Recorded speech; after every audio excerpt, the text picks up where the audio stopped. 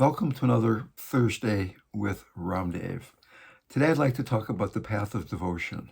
We often think of devotion, particularly here in the West, as either I'm feeling devotion or I'm not feeling devotion.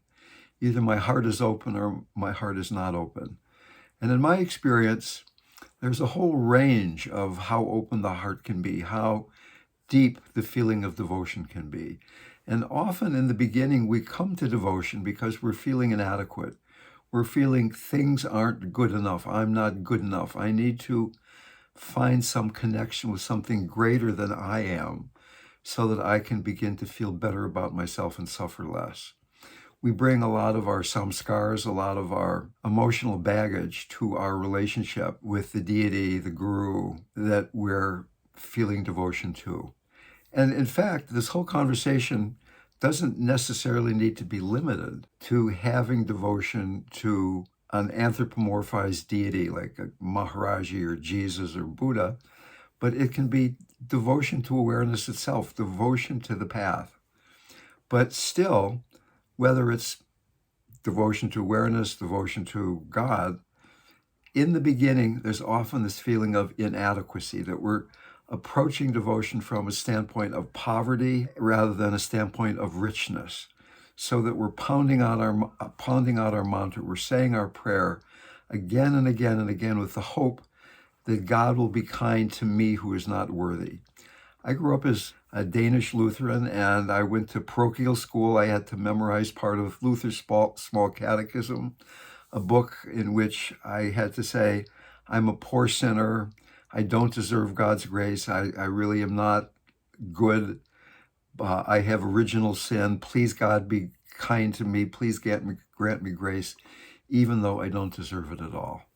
And it's difficult, probably almost impossible, not to internalize that relationship with the divine, so that we begin practice with needing to have a lot of awareness and compassion for those places that we're caught. But eventually, we begin to have this devotional quality toward awareness, toward the path towards the deity. And it begins as the deity is greater than I, but eventually then, we feel that we're in relationship. There's this juicy relationship between me and the deity. We've gone from not being worthy to having this loving relationship. Rumi, Kabir, Hafiz, so many poets talk about this loving relationship, the juiciness of it.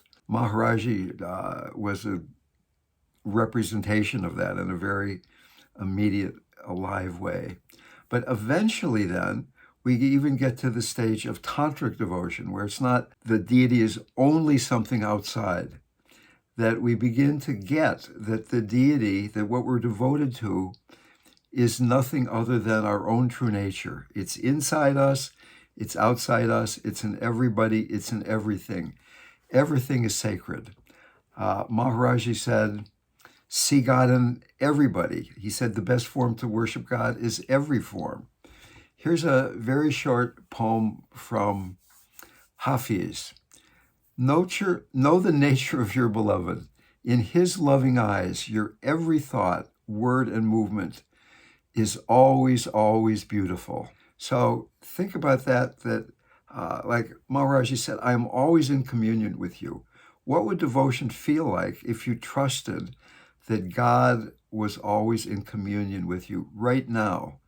The peacefulness of knowing that you had that sense of support outside, inside, it's all sacred. The deity is none other than pure consciousness itself. It's everywhere.